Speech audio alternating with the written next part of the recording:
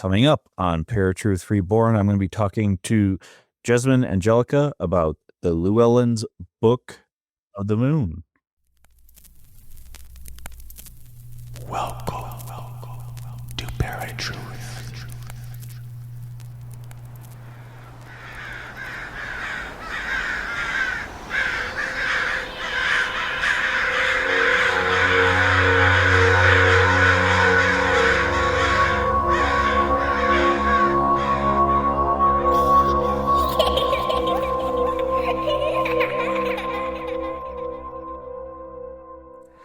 How's it going, ParaTruthers? Welcome to another episode of ParaTruth Reborn. My name is Justin, and I'm very excited to welcome Lady Jesamyn Angelica to the show. Jesamyn, welcome to ParaTruth Reborn. Hi, thank you so much for having me. Yeah, absolutely. So before we get into the book itself, what first drew you to Path of the Moon? Well, that is an interesting question because I feel like I have always been drawn to the moon. My mom loves to tell this story that when I was a little girl, before I could even talk, I would see the moon and I would wave my arms and I would yell and she'd have to lift me up so that I could get closer to the moon. So I don't even have any conscious memory of this, but I do know that I've always had this attraction to the moon. Okay. And they never could tell like what the reason was, anything like that. It was just you were fascinated with the moon. It was just my thing. That's interesting. So what made you want to write the book?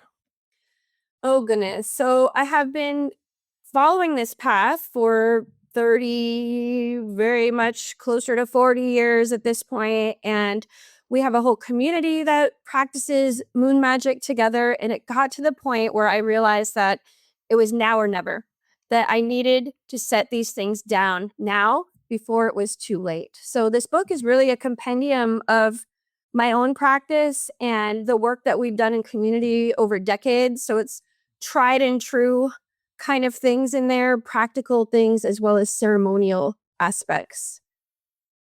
When did the Sisterhood of the Moon start? The Sisterhood of the Moon began in 2010. So we turned 16 this past February. Okay. And it's just a bunch of people that are attuned to like moon magic or the moon itself? It's a lot of magic. We do ritual once a month. Most of our gatherings are women only. So we're doing women's magic in women's circle. My own background in the spirituality, witchcraft even, goes back to the women's spirituality movement of the 1970s. So we're really informed by that kind of feminist structure around egalitarian magic and practice. Okay. Interesting. Now, what does it truly mean to work with the moon? Well, that's a question and a half right there. Well, for me, I like to look back at the moon as humanity's first calendar and humanity's first clock. And when we begin to learn how to time our own lives with the cycling in the moon, we can slow down our everyday activities. And instead of running in this post-capitalistic sprint that we're all living through right now, we can learn to kind of slow things, savor things, learn when it's best to do things that are outward and when it's best to do things that are inward. So for me, it's really about bringing a sense of mindfulness to everyday life, not just in a magical or ritualistic sense, but in my everyday practice. Okay.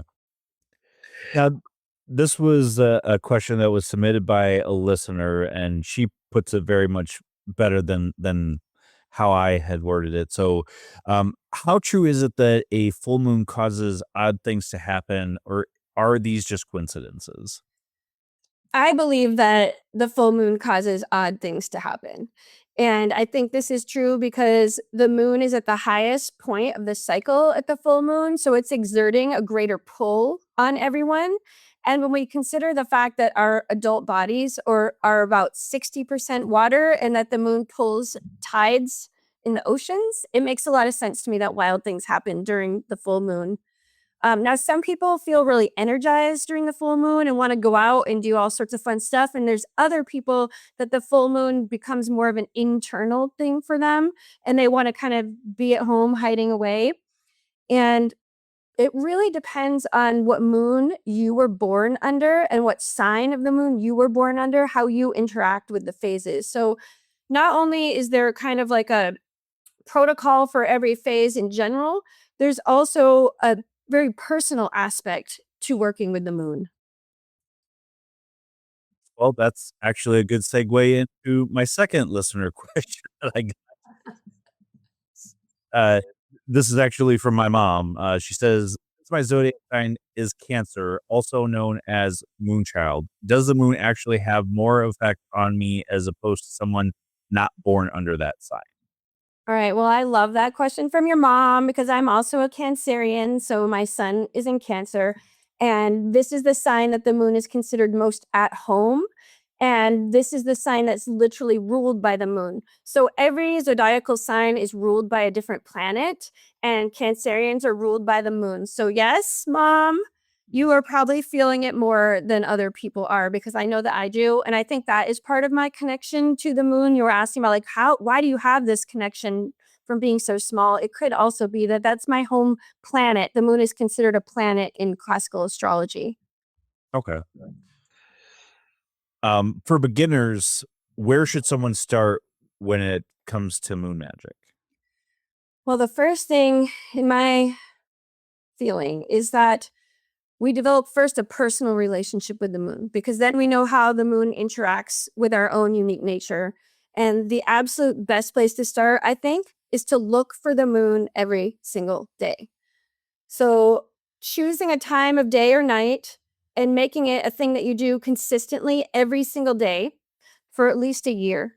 And then you start to know where the moon's going to be before she's there because there's sometimes you can see the moon and sometimes you can't, but you start to develop this organic understanding of where the moon is and also how she influences you personally. So, how the moon interacts with me is going to be different than how she interacts with you. And it's up to us to each develop that relationship because it is a really unique individual relationship that each person has with the moon. Now you're calling it a her. Is moon kind of considered a feminine energy? Well, it really depends on the tradition that you come from. So there are deities that are both masculine and feminine associated with the moon. There are also non binary deities that are associated with the moon. I grew up calling the moon her. So that always slips out because I'm a goddess worshiper. I don't worship gods. So the she is really kind of my home frequency with the moon. Other people may experience it differently, but I grew up calling her like grandmother moon or mama moon or sister moon. So there's always been that femininity to me, and that resonates with who I am. Now, your mileage will vary. Like the moon is so old that I don't think she really is gendered, but every planet is assigned kind of a masculine or feminine energy in classical astrology. So that's my little spiel about the moon as a she. All right. Well, and that's fair enough. I mean, I remember studying astrology, so that makes a lot of sense that you attributed to that. So, Right. um, now, how does moon work connect to intuition and psychic development? And this actually really does fascinate me since I had started developing for a very long time now. So I'm interested to hear your thoughts on that. So the moon is said to rule intuition and to rule our psychic nature. And the home element of the moon is water, which is also connected to our intuition and to our psychic abilities. And I do believe that everyone has psychic abilities and that we all have intuition. It's just learning how do we tap in to that knowledge inside of us and to that wisdom inside of us. And when the moon is in various phases, you can work with her in different ways. So I prefer to work with the psychic arts when the moon is waning, and especially when she's in that final part before she goes new. So that waning crescent, that dark moon, I really like to engage with divinatory arts using the moon during that time. So I might do tarot spreads using the moon. I might do scrying in water and seeing what comes up from there, because not only do we receive information from the moon, but we can also receive that deep inner wisdom from ourselves when we're scrying that we're not really aware of until we enter into that space where we're really connecting into the energies and the vibrations of the moon. And I really love when the moon is in a water sign to do this work in particular. So Scorpio, Pisces, Cancer, that can really help to enhance the information that we get from our intuition and from our psychic nature. Now, that's interesting you brought that up, is because I've always heard people saying, during, like, the new moon portals opening, and that is, like, the best time to start putting your intentions out there for what you want to manifest. Is that true? It is true, because that's the beginning of the cycle. So when we're timing our lives with her tides, we're going to look at the whole cycle as a continuum. So there are 8 scientific phases, but lately I've been playing around with something that I've been calling the 4 phasal pillars, and that is 2 points and 2 waves. So we have the point of the new moon, and that is the beginning point of the lunar cycle, which is about 29-ish days, depending on the cycle. It varies a little bit here and there. So at the new moon, that is the seed that we're planting for the whole rest of the lunation. So that's the first point. And then as the moon waxes, we have that waxing wave, which is the tide rising, rising, rising until we hit that full moon. And that's the point of culmination and celebration and just really feeling the power of everything that we've been working on for that whole cycle. And then once we hit that pinnacle, the only place to go is down. So then you have that waning wave that brings us all the way back down to the new moon where we can begin again. So I like to use the new moon to consider what I want to do during that waxing wave. I'm not necessarily going to take action at the new moon, but I am going to dream into what I want to manifest over that next 29-ish days. I'm going to do some brainstorming. I'm going to do some visioning. I might do a tarot or other kind of reading to see what other information might come down towards me for that. I might start to make plans, look at my calendar, and feel into what might be the best time to schedule certain things. So the new moon is really kind of that spark that we can jump off of into the whole rest of the lunation. Now, can working with lunar cycles actually change your life trajectory? I feel that they can, because we're not just blindly moving through life anymore. We're literally working with that cycle, that rising, the peaking, the falling. So there's time built in for rest and relaxation and rejuvenation, which I think can really change our modern lives. We don't really give ourselves time to relax and rest and refill unless we force ourselves to. And I really feel like that last part of the lunar cycle, if we're flowing with it, we can feel that need to pull within, to go within, to just take a break, to give our brains, our bodies, our minds, our spirits that relaxation. And then we can be refreshed and start that whole cycle back over again, instead of just this one continual straight line that we tend to run in that brings us usually into burnout and depression, anxiety, stress, all of those things that happen when we're not taking care of ourselves. So built into the moon cycle is that time for self-care if we just listen. And I'm not saying, oh, we're going to do it for 29 days, but there's 3 days that are really built in to every cycle where we can just think about taking care of ourselves and then enact something. It doesn't have to be, oh, I'm taking the whole day off from work, but it can be like, okay, I'm gonna do this thing for myself. I'm gonna, give myself an extra hour of sleep, or I'm gonna read this novel that I've been longing to read, or I'm gonna take that walk, or I'm gonna go to the beach, play hooky for the day, and just give my spirit a moment to just pause.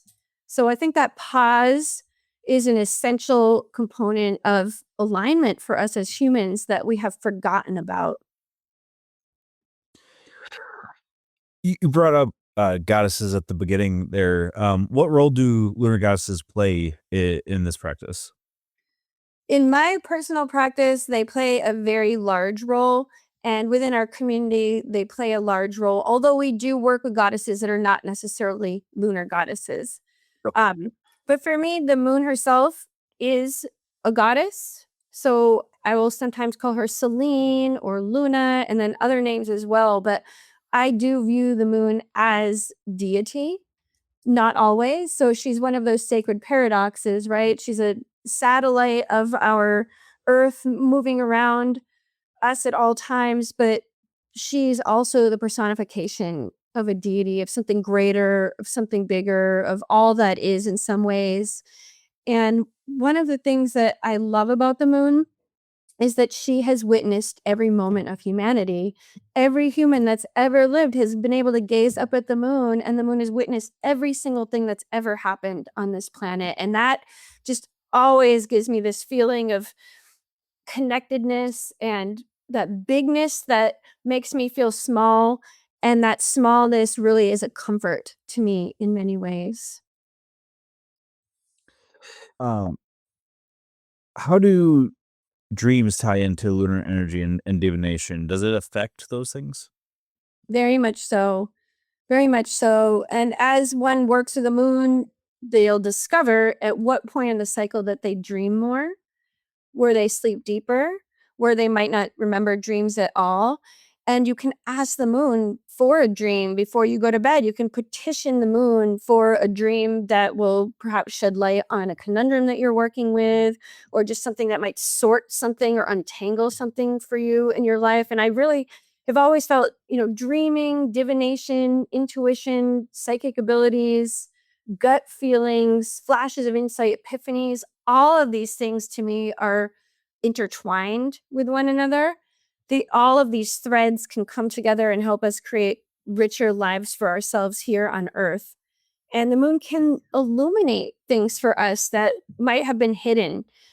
She's very much connected to our subconscious, and that's where a lot of that inner wisdom rises up from, is the subconscious, which might be our subconscious or might even be the subconscious of our ancestors, our epigenetic subconscious rising up. And the moon can shine that light so that we can actually see, making the invisible visible, making the unconscious conscious, bringing it into our waking lives so that we can move forward with more information.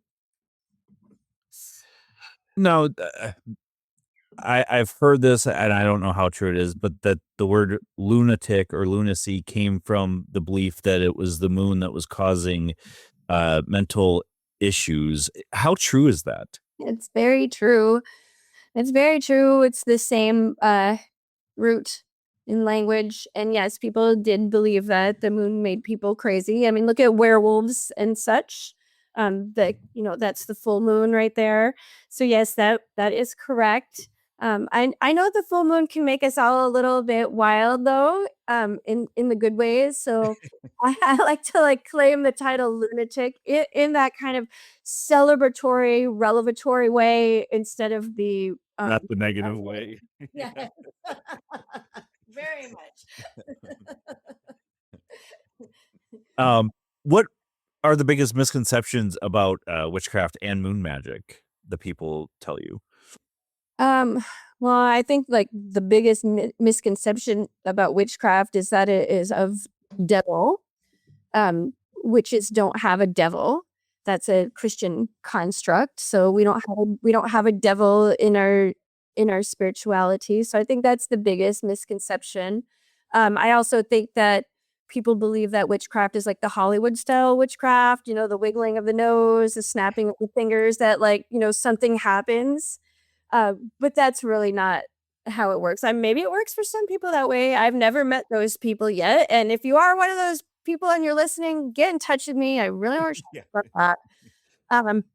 But witchcraft to me is more of a path of self-development and self-understanding and growing and changing and becoming the best person I can possibly be in this lifetime. I think it's a lot to do with self-reflection and mindfulness, and knowing that we do have the power to influence reality on many different levels.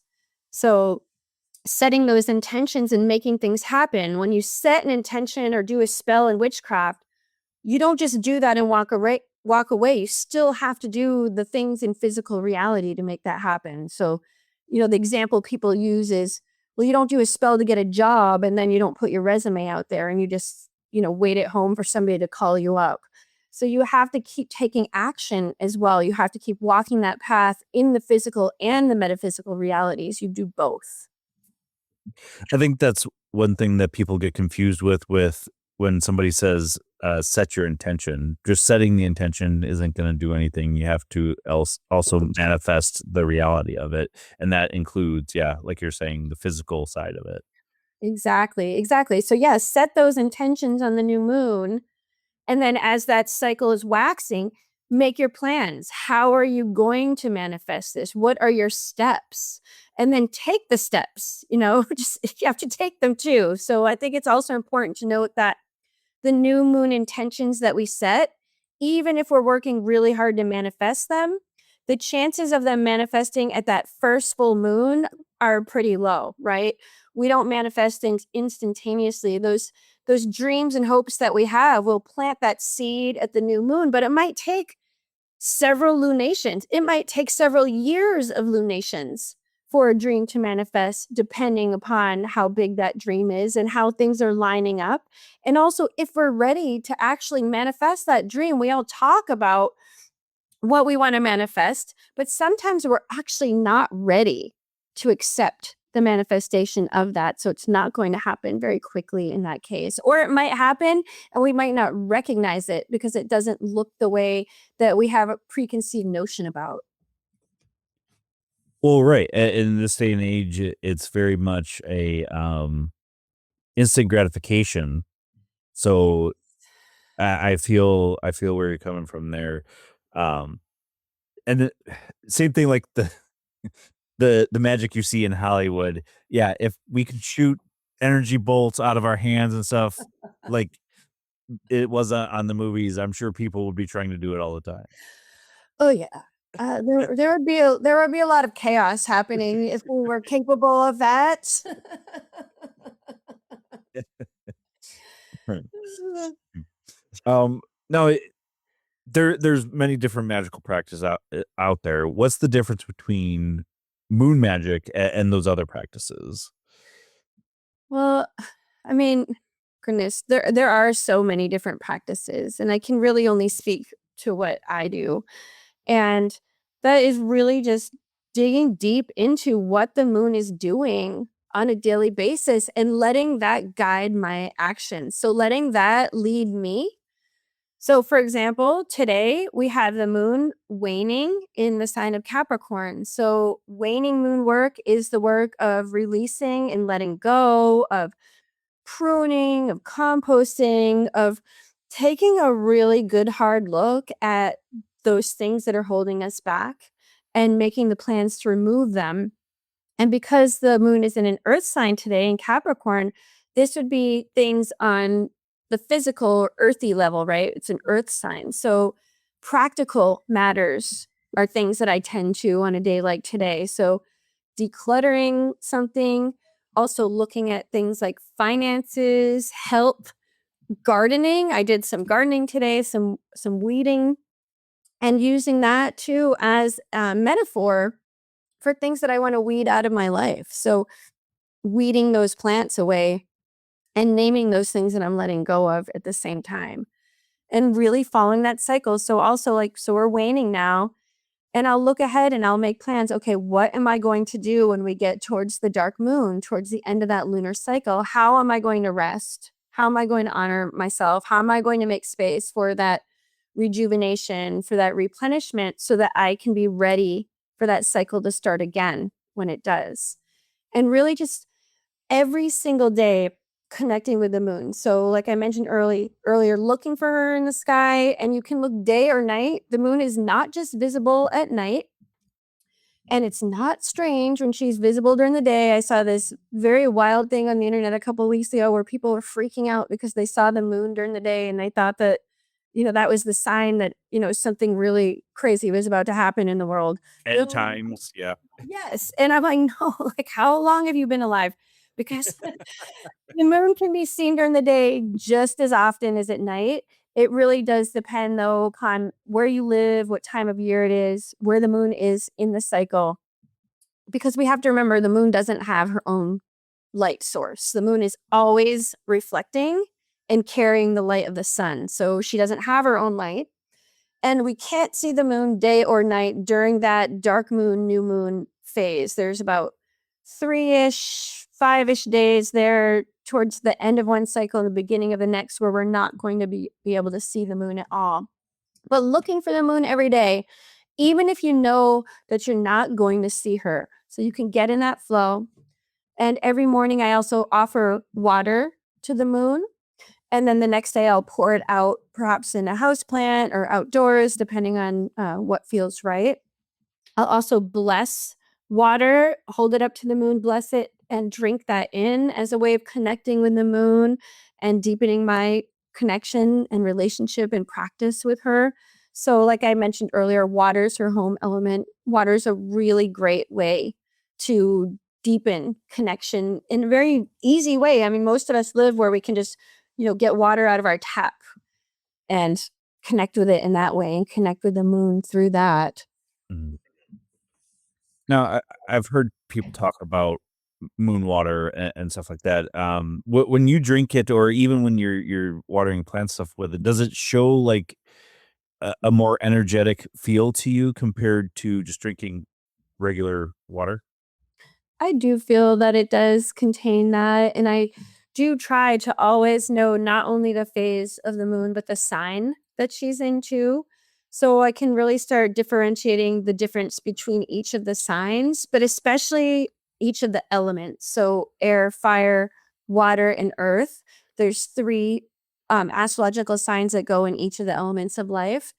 And noticing how I feel. Like I'm going to feel very differently when the moon is in a water sign than when the moon is in an air sign. Because I'm a Cancerian sun, so I'm already resonating with the element of water.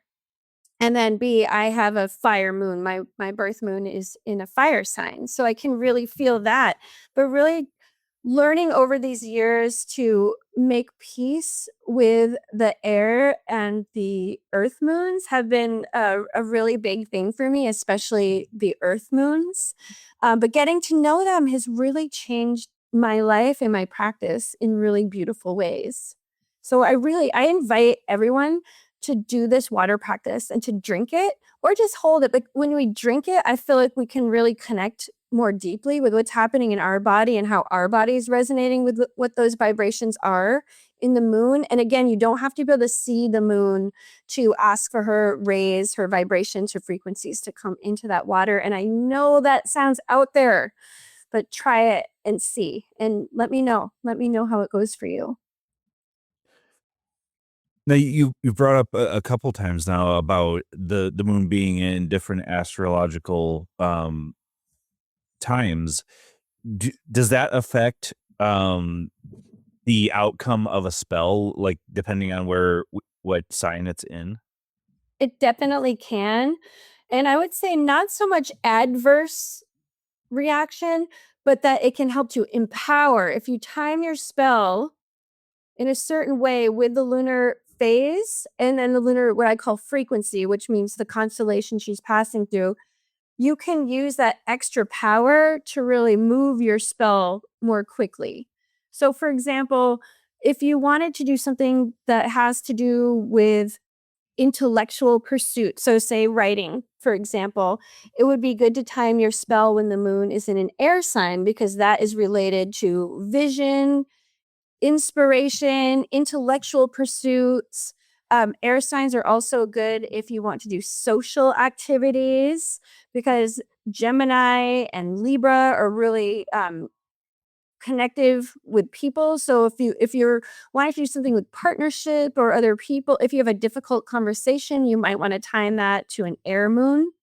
Can be really helpful. So now nothing's going to go bad if you time it to another moon, but it can help. So I don't think that it can be harmful per se if you time it wrong, but we're looking for like what causes the most amount of fluidity and flow, what can bring the most amount of ease and effortlessness, and then timing it in that way. And because the moon moves so quickly through the signs, at the most you're going to have to wait 3 days. Like, Oh, wow. yeah, so if you can wait it out. And that's why I say everyone should get either a paper lunar calendar or put one of those apps on your phone, a moon phase and sign app. And then you can just look every day and know what's happening. And then you can look ahead and be like, could this conversation wait till tomorrow? And if it can, and that's an air sign, then that's the time to do it. So it's really not that hard once you move into flow with learning where the moon is, learning what she's doing, and feeling into those vibrations and also how they react to you. So, as I mentioned earlier, some people feel really inspired during the full moon, other people feel really drained. If you're someone who feels really drained, then don't plan something that's going to require a lot of energy at the full moon. Hmm. Now, working with magic and even being a psychic medium myself, um, how do you stay grounded while working with powerful energy like this?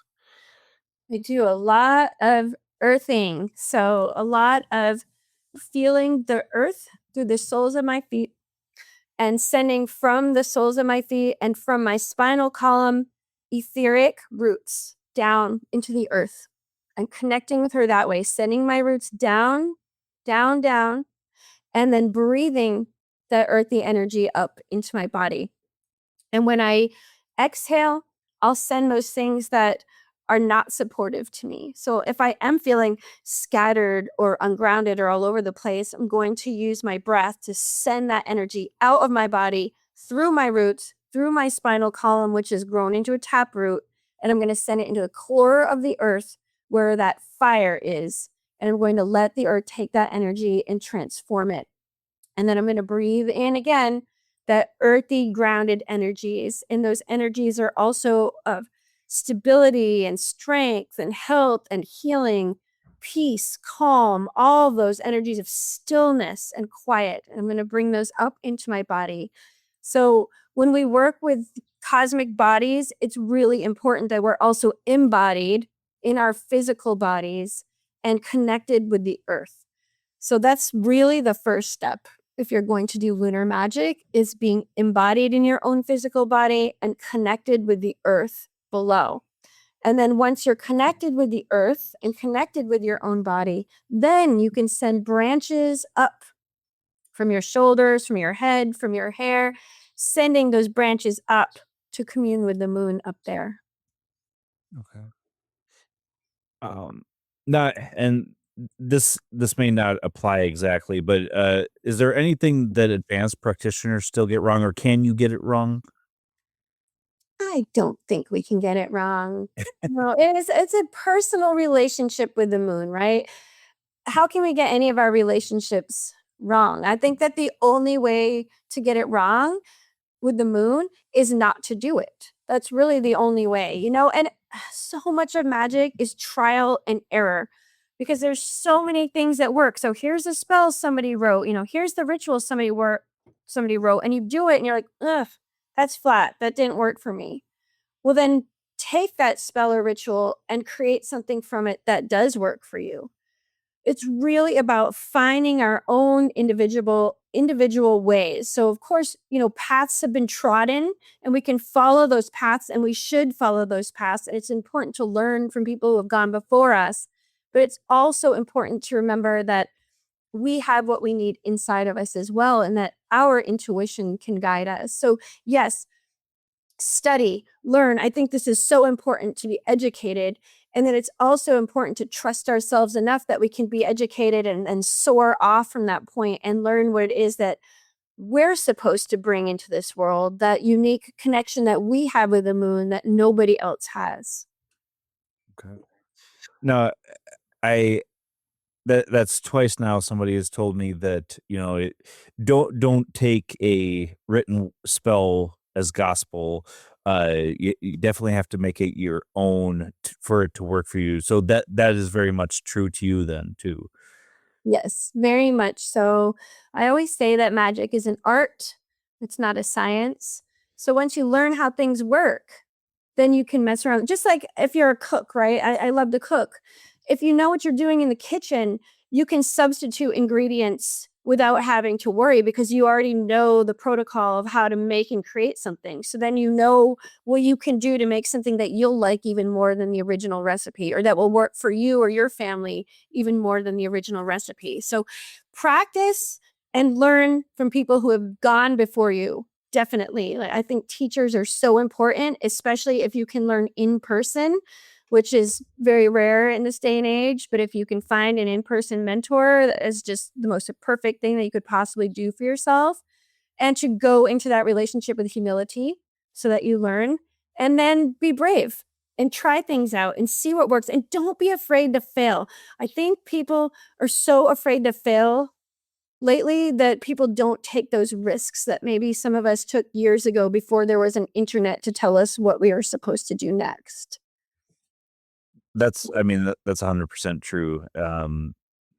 And I feel way back in history, finding written spells was probably not as common as it is today as well.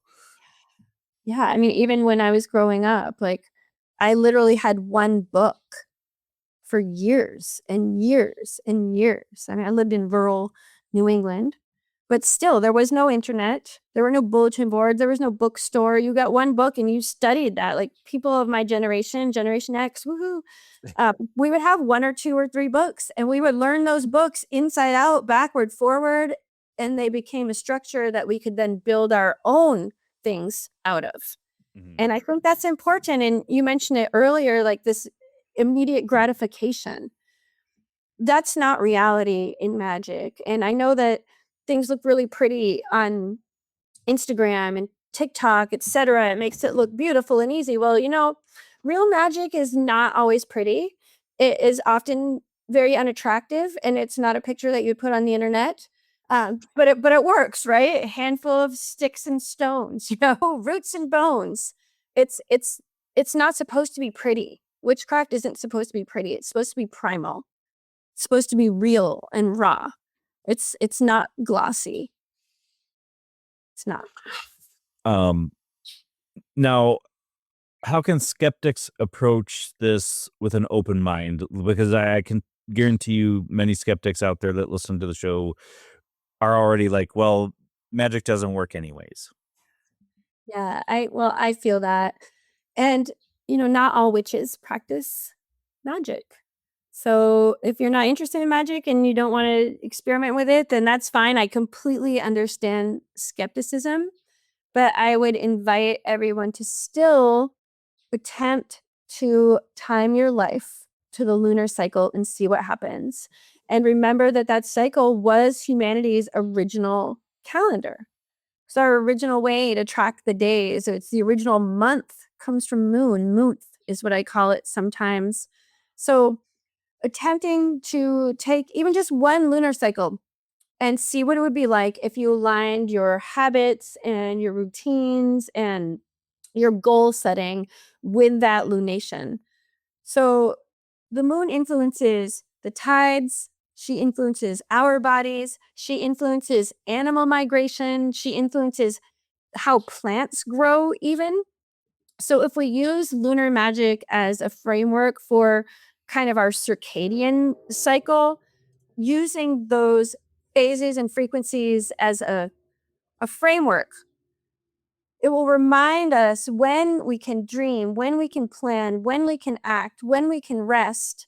And again, you can't do it wrong, right? But how to best do this so that we can create more fluidity and flow in our lives, and so that we can live these lives with more intention, with more mindfulness, so that we can kind of slow our roll. I feel like we're all missing out on so much because everything moves so fast right now. um, the moon is kind of like a psychological tool. So if you don't want to look at her as a magical tool, you can look at her as a psychological tool.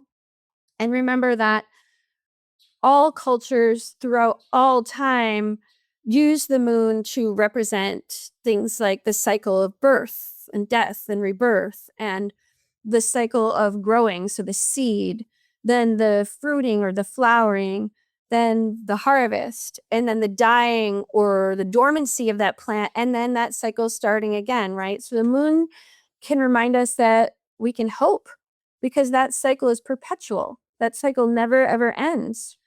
And we can apply this ancient symbolism to our modern lives. I feel like it can help us to move out of that survival mode and into a thriving mode where things are more conscious, where we're more mindful about ourselves, who we are, where we are, what our role and place is in this lifetime, and also to help us to focus our creativity, to manifest our hopes and our dreams. And you don't have to use spell work in order to make that happen.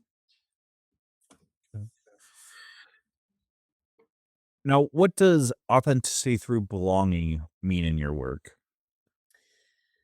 Oh, I love this question. So belonging in our tradition is a very central point of what we do.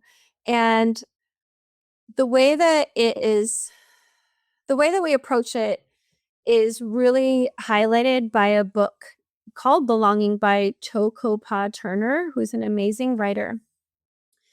And in this book, she talks about how we don't need to wait to belong, that we need to choose to belong ourselves.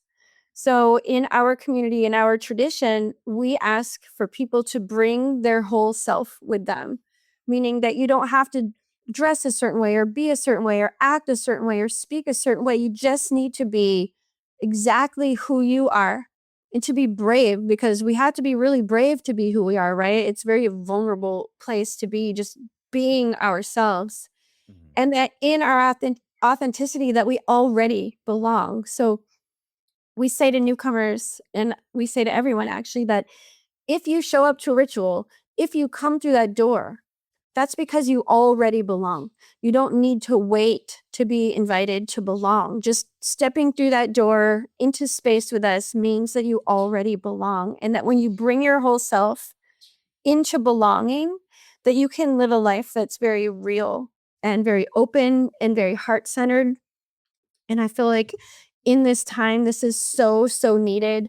And this is something that I wish that I had heard as a young witch, as a young person, even, that I can bring my whole self somewhere and that I can choose to belong myself to something, that I don't need to wait and look and hope for someone to reach out that hand and invite me in. That because I'm already in the place, that means that I already belong. That's an excellent way to look at it. Now you've been doing this for 30 plus years. How has your practice evolved over the years, or has it? Oh, it's definitely evolved. So, I came from that one book and then learned and basically had to teach myself pre-internet, right? So I taught myself for many, many years and, attended events here and there, because there wasn't just like, a coven. No one's putting out a sign about join our coven like back then.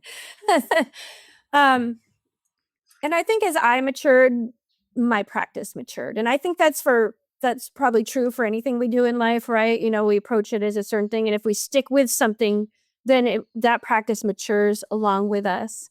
And one of the most important things that I feel like I studied over the years was how to be a good leader.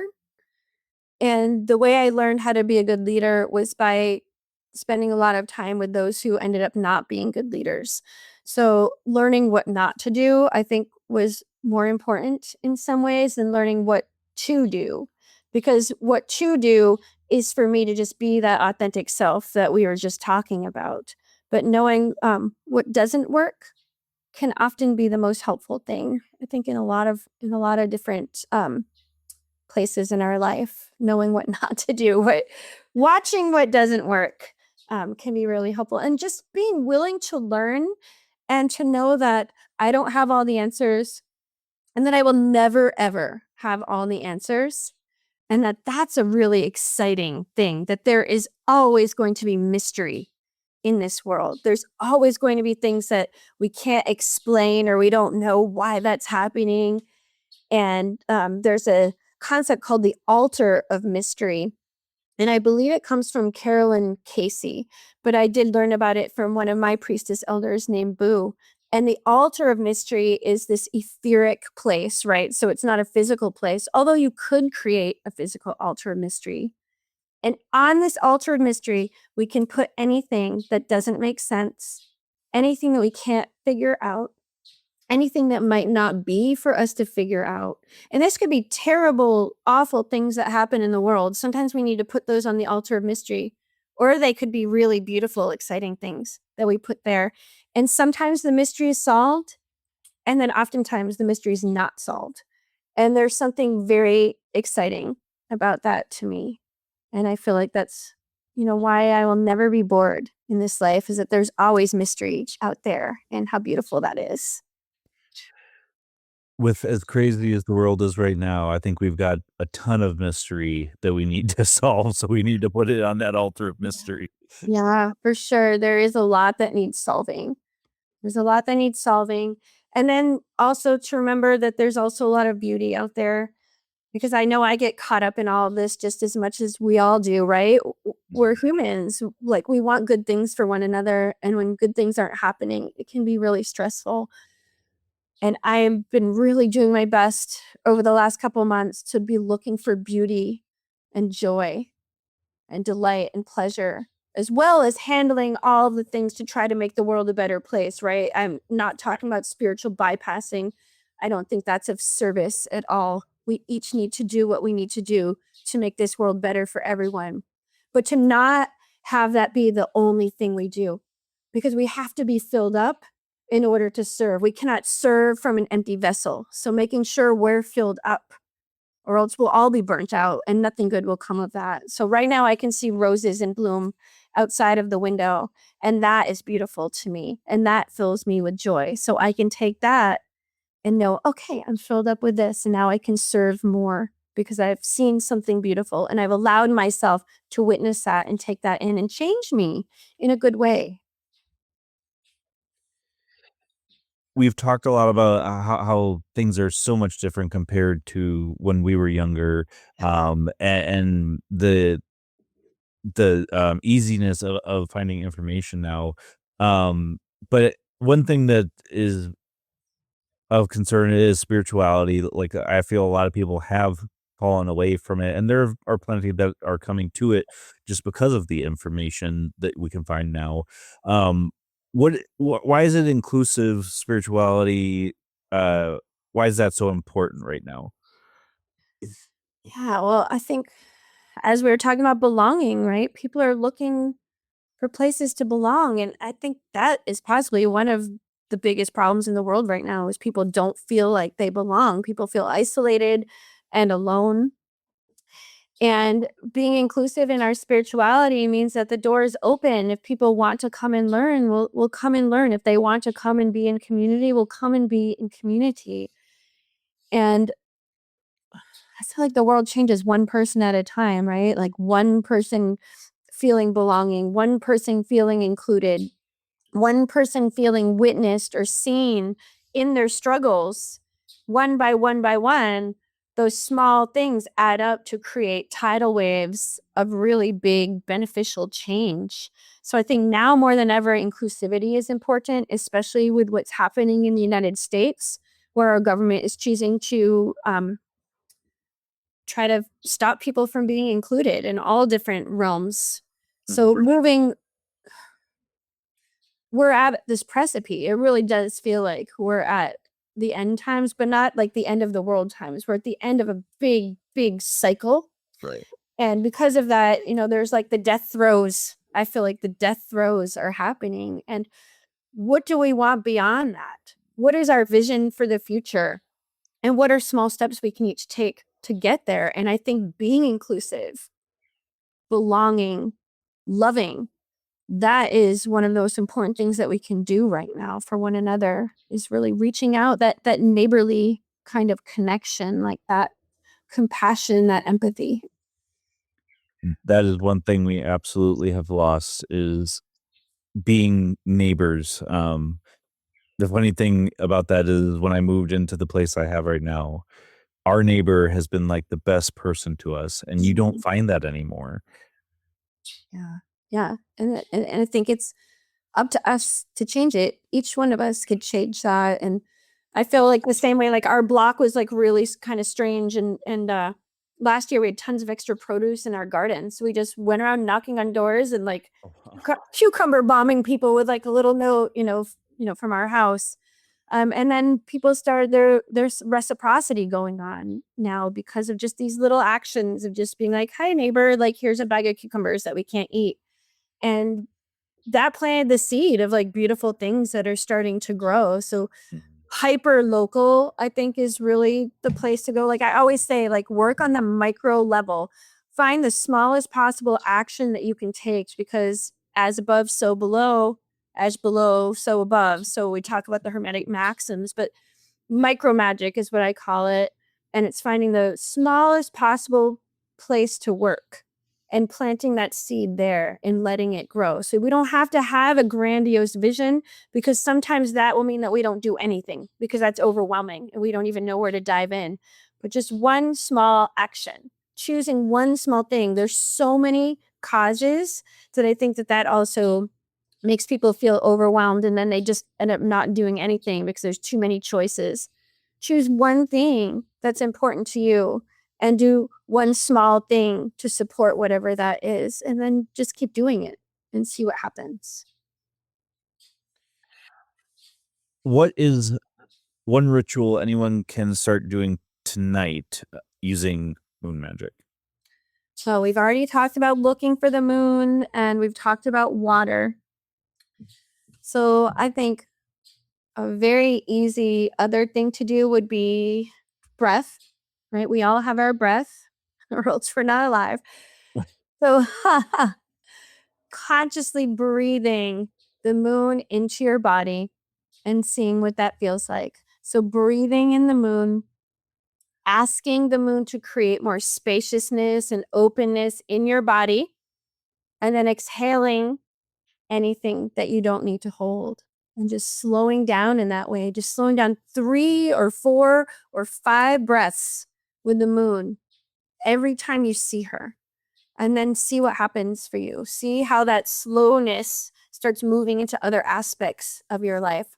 And that ritual, you don't need anything at all but yourself and the moon. And you don't even have to see her. But when you see her, I think it can be more fun because there's that visual connection as well as just that energetic connection.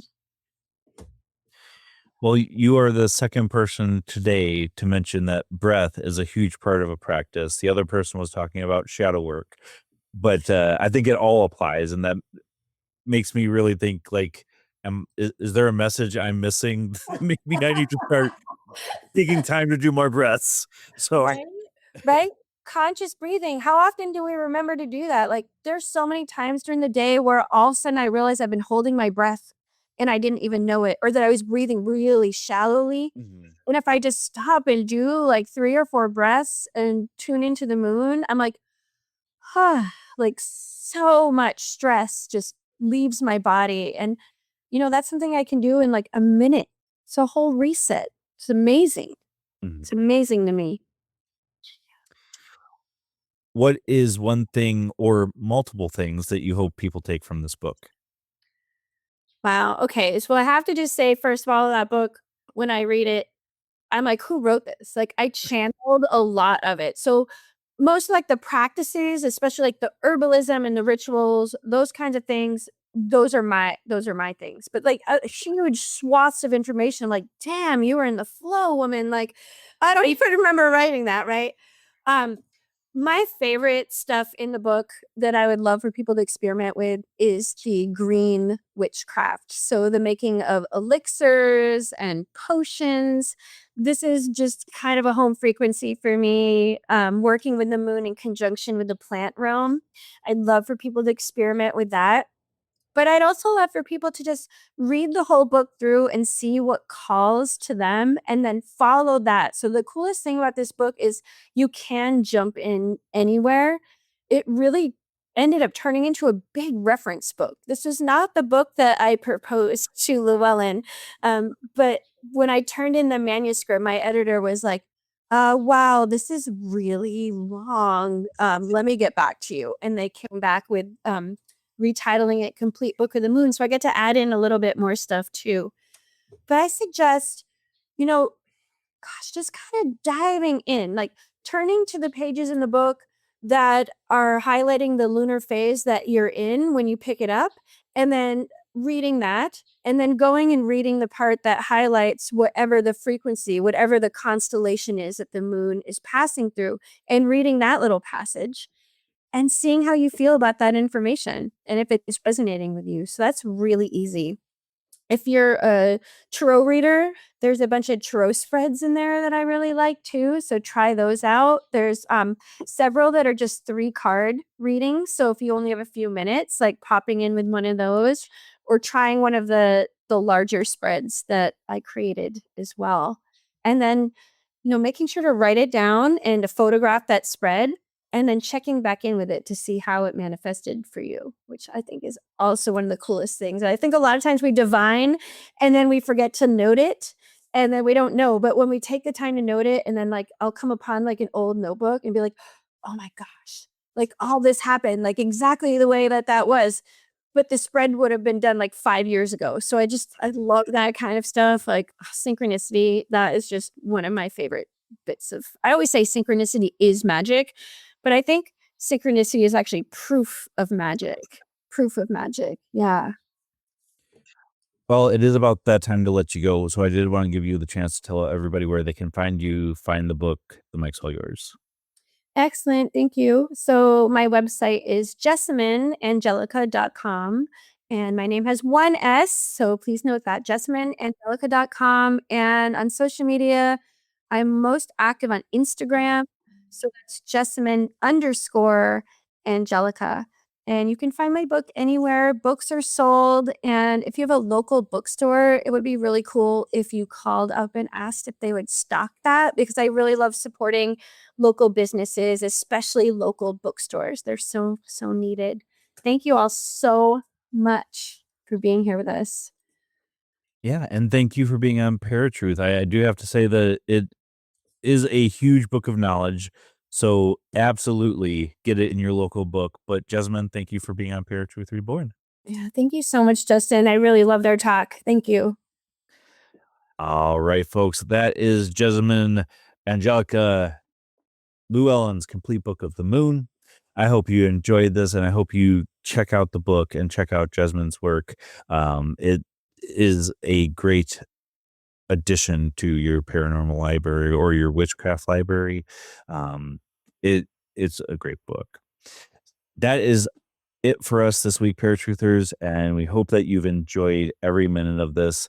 Make sure you're checking out the Facebook Paratruthers community, where again those people ask questions. I also had a poll in there which a lot of people answered, and it was, do you believe the moon affects your life? And 100% said yes, absolutely. And Jesamyn has confirmed that now as well. So we hope you've enjoyed it. Until next week, folks, where you will find us same time, same channel. My name is Justin. I'll talk to you guys later.